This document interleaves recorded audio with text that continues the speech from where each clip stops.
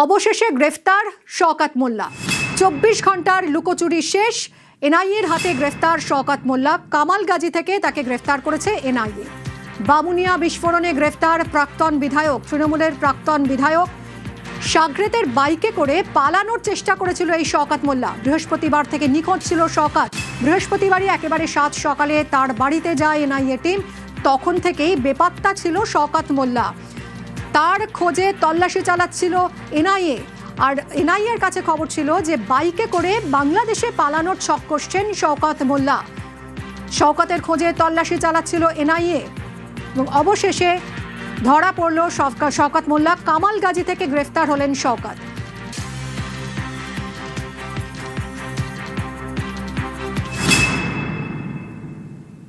ক্যানিং ভাঙড়ের ত্রাস ছিলেন এই শওকত মোল্লা। ক্যানিং পূর্বের প্রাক্তন বিধায়ক শওকত, ক্যানিং পূর্বের তৃণমূল বিধায়ক শওকত ছিলেন।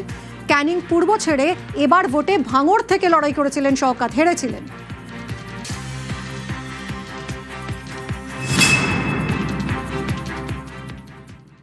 গতকাল এনআইএ অফিসাররা যখন আমার ভাইকে ছাড়ে তখন বলেছিলেন বাবাকে আসতে। বাবা বাড়িতে ছিলেন না, বাবা বাড়িতে এসেছেন। আসলে আমরা এনআইএ অফিসারদের সঙ্গে কথা বলে বাবাকে সারেন্ডার করিয়ে দিয়েছি। তো উনি নিজেই সারেন্ডার করেছে, গ্রেফতার করা হয়নি। আমরা আরটিসি হোটেলের সামনে থেকে চিংড়িহাটা থেকে তোলা হয়েছে। তো চিংড়িহাটা থেকে আপনাদের ফ্যামিলির সদস্যরা ছিল সেখানে? হ্যাঁ, সবাই ছিল। আপনাদের সামনে তোলা হলো তো চিংড়িহাটার মোড় থেকে? হ্যাঁ হ্যাঁ হ্যাঁ। ততক্ষণ পর্যন্ত শওকত মোল্লা কোথায় ছিলেন? ততক্ষণ পর্যন্ত শওকত মোল্লাকে আমার বাবা একটা কাজে গিয়েছিলেন। আমরা তারপরে বাবার সঙ্গে যোগাযোগ করেছি, বাবা এসেছে। আসার পরে আমরা অফিসারদের সঙ্গে কথা বলে বাবাকে সারেন্ডার করিয়েছি। এ দাবি করছেন বাবা সারেন্ডার করেছে। ক্যানিং ভাঙড়ের ত্রাস এই শওকত মোল্লা। মাছ চুরি নিয়ে তাকে নিয়ে প্যারেডি হয়েছে, মাছ চোর শওকত। কিন্তু শুধু কি মাছ চুরি, ভুরি ভুরি অভিযোগ। তার মধ্যে রয়েছে প্রাকৃতিক সম্পদ চুরি। মাতলা নদীর চর চুরি করেছেন শওকত। আর এই নদী চুরি করে ক্যাফে বানিয়েছেন, বহুতল তুলেছেন। একটা মাছচোর গান বাঁধা হলো, কিন্তু শওকত মোল্লা কি সত্যি শুধুই মাছচোর? তার বিরুদ্ধে নানা অভিযোগ, নদী চুরির অভিযোগ, বিদ্যুৎ চুরির অভিযোগ। শুধু মাছচোর না, বিদ্যুৎটাও চুরি করেছে এখানে দিনের পর দিন। হুকের লাইন মাধ্যমে ভিতরে ঘুরে দেওয়া হয়েছে এবং এই অবৈধভাবে কারেন্ট নেওয়া হচ্ছে এখানে। এবং তার থেকেও বড় কথা, এখানে পশ্চিমবঙ্গ সরকারের লোগো লাগানো যে ত্রিপল দেখা যাচ্ছে এই সিভিল ডিফেন্স বা ডিজাস্টার ম্যানেজমেন্টের তরফ থেকে, সেই ত্রিপলও দেখা যাচ্ছে। ভুরি ভুরি দুর্নীতি পঞ্চায়েতগুলোতে গেলে পাওয়া যাবে। টনাক বাপ এক কীর্তিমান, তার বেটা এক কীর্তিমান। কিছুই বাদ নেই চুরি থেকে। মানে প্রাকৃতিক সম্পদ নদী, সেটাও চুরি করে আলিশান ক্যাফে বানিয়ে ফেলেছে। কি কি অভিযোগ তাদের বিরুদ্ধে উঠছে? ইমরান মোল্লা ক্যাফে তৈরি করেছে, সেটা আদতে মাতলা নদীরই একটা অংশ ছিল। গত 10 বছর ধরে তুমি দেখো মৌখালি ব্রিজ, যেখান থেকে মাতলা নদী বয়ে গেছে, সেই ব্রিজের ডান পাশ এবং বাঁ পাশ দুটো জায়গাতেই কিন্তু এরমভাবেই ভেড়ি তৈরি করে এবং তারপরে ভরাট করে বেআইনি নির্মাণ করা হয়েছে। অর্থাৎ নদীর যে বৈচিত্র্য, সেই বৈচিত্র্যই কার্যত বদল করে দিয়েছে। এবং গোটা নদী থেকে 1 কিলোমিটার দুপাশ জুড়ে কিন্তু এরমভাবেই বেআইনি নির্মাণ গড়ে তুলেছে শওকত মোল্লা। এবং বিশেষ করে যে ক্যাফেটি তৈরি করা হয়েছে, 2025 সালে এই ক্যাফেটি তৈরি করা হয়েছিল এবং এখান থেকে স্থানীয়রা আগে নদীতে খেয়া দিয়ে পারাপার করতো। সেক্ষেত্রে বেশ চওড়া এবং গভীর নদী ছিল। সেই জায়গায় মাটি ফেলে কিন্তু ভরাট করে পরবর্তীতে বেআইনি নির্মাণ করা হয়েছে। হচ্ছে শওকত মোল্লার পুরো নদী ছিল, এটা মাতলা নদী। হ্যাঁ, এটা পুরো আমরা এখানে বোট পারা যেতাম। এটা দখল করে নিয়ে এটা হচ্ছে একটা ক্যাপ তৈরি করেছে শওকত মোল্লার ভাই আবুও করেছে। ঠিক আছে, যারা ওদের হারুন তারা জায়গা নিয়েছে, সবকিছু পুরো বেআইনিভাবে স্যার, পুরো বেআইনিভাবে করেছে।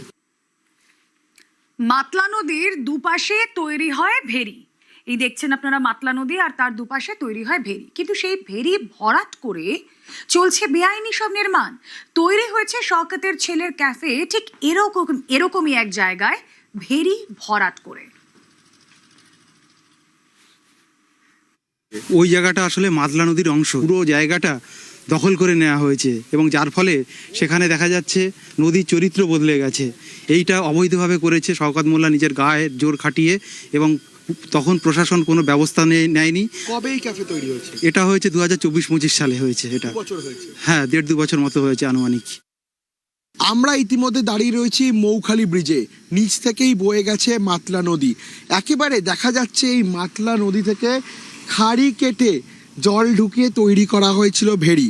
শওকত মোল্লার মদতে এই ভেড়ি একাধিক জায়গায় তৈরি করা এবং স্পষ্ট দেখা যাচ্ছে সেই চিত্র, এবং সেই ভেড়ি বুঝিয়ে চলছে কনস্ট্রাকশন। সোজা যে অংশটা দেখা যাচ্ছে মাটি ফেলে ভরাট করা হচ্ছে, সেটাই হলো শওকত মোল্লা ছেলে অর্থাৎ ইমরান মোল্লার সেই ক্যাফে। আজ সকালেই এনআইএ তদন্তকারী আধিকারিকরা ইমরান মোল্লাকে সঙ্গে নিয়ে এই ক্যাফেতে এসে তল্লাশি অভিযান চালায়। এখন উঠছে প্রশ্ন, কিভাবে এই শওকত মোল্লা গোটা এলাকার প্রাকৃতিক যে চরিত্র বা জমির যে চরিত্র, সেই জমির চরিত্র কিভাবে বদল ঘটালো, কেন তার বিরুদ্ধে তখন ব্যবস্থা নেওয়া হয়নি।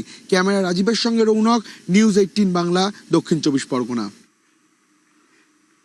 জমি দখলেও দানবীর শওকত মোল্লা, দখল করে চলছে ভাইয়ের বেআইনি নির্মাণ। ঘটনাস্থলে নিউজ 18 বাংলা।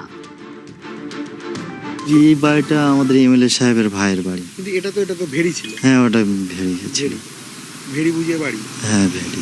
এই জায়গাটা তো এখন অস্থায়ীভাবে ছিল। ওই এমএলএ সাহেব আসার পরে এই রাস্তাগুলো করেছে। তারপরে যখন মাটি মানে ভরাট হয়ে এবার সব যে যার ঘরটর করেছে। আপনারা কোনো অভিযোগ করেননি? না না না। শুধু শওকত মোল্লার ছেলেই নয়, শওকত মোল্লার ভাই আবু জাফর মোল্লা তিনিও ঠিক কিছুটা দূরেই এরকমই একটি ক্যাফে তৈরি করছিলেন। এই যে গোটা এলাকা আমরা দাঁড়িয়ে রয়েছি, গোটাটাই কিন্তু একটা ভেড়ি ছিল। এরমভাবেই যে মাটি ফেলে তিনি ভরাট করছিলেন, এবং ঠিক আমার পেছনেই এই যে বেআইনি নির্মাণ, সেই বেআইনি নির্মাণও কিন্তু তৈরি করছিলেন। প্রশ্ন এখানেই উঠছে, তৎকালীন প্রশাসন কেন কোনো ব্যবস্থা নেয়নি? স্থানীয়দের দাবি তারা একাধিকবার জানিয়েছে, তারপরেও কোনো রকম ব্যবস্থা নেওয়া হয়নি। এখন কোথায় সেই শওকত মোল্লা? ইতিমধ্যে কিন্তু এনআইএর তরফ থেকে তার খোঁজে বিভিন্ন জায়গায় তল্লাশি অভিযান চালানো হচ্ছে। ক্যামেরা রাজীবের সঙ্গে রৌনক, নিউজ 18 বাংলা, দক্ষিণ 24 পরগনা।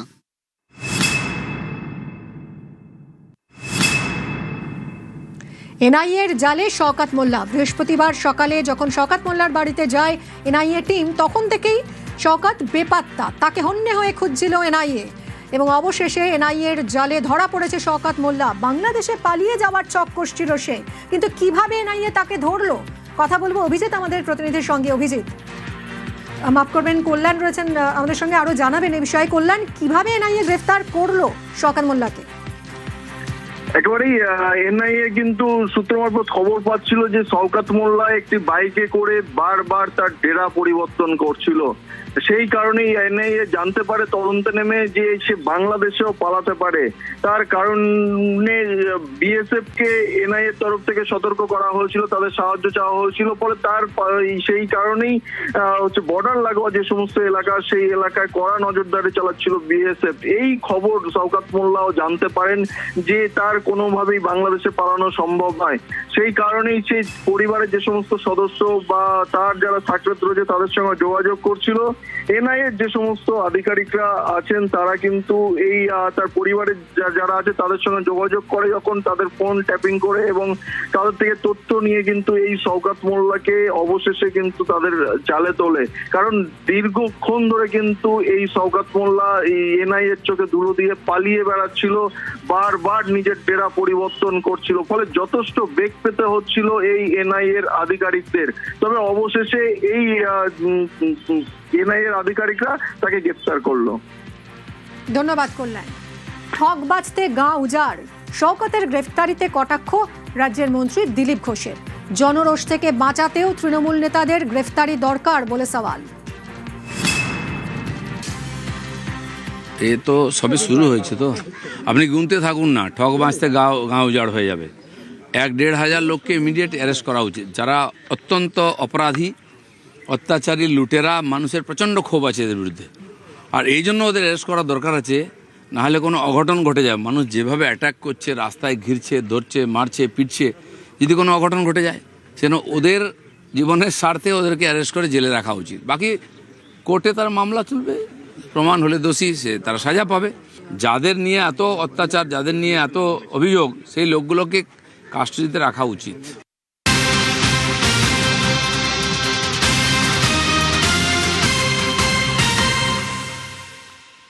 যে সাকরেতের সঙ্গে মোটরবাইকে করে পালিয়ে যাওয়ার ছক কষেছিলেন শওকত মোল্লা, সেই সাকরেতকে আটক করেছে এনআইএ। জালে শওকতের এই সাকরেত শামসুল সর্দার, এই শামসুল সর্দারের বাইকেই পালানোর চেষ্টা করেছিলেন শওকত মোল্লা। বৃহস্পতিবার দিনভর এরই বাইকে এলাকা বদল করেন শওকত। শওকতের বাড়িতে বৃহস্পতিবারই হানা দেয় এনআইএ। বৃহস্পতিবার থেকে বেপাত্তা এবং বিভিন্ন জায়গায় ঘুরে বেড়ায় বাইকে করে এই সাকরেতের বাইক শামসুল সর্দার। তার সঙ্গে শওকত মোল্লা বিভিন্ন জায়গায় ঘুরে বেড়াতে থাকেন। বাংলাদেশেও পালিয়ে যাওয়ার ছক কষেছিলেন, তবে সব ছক ভেস্তে যায়। তাকে গ্রেফতার করে এনআইএ এবং তার সাকরেত শামসুল সর্দারকে আটক করেছে এনআইএ।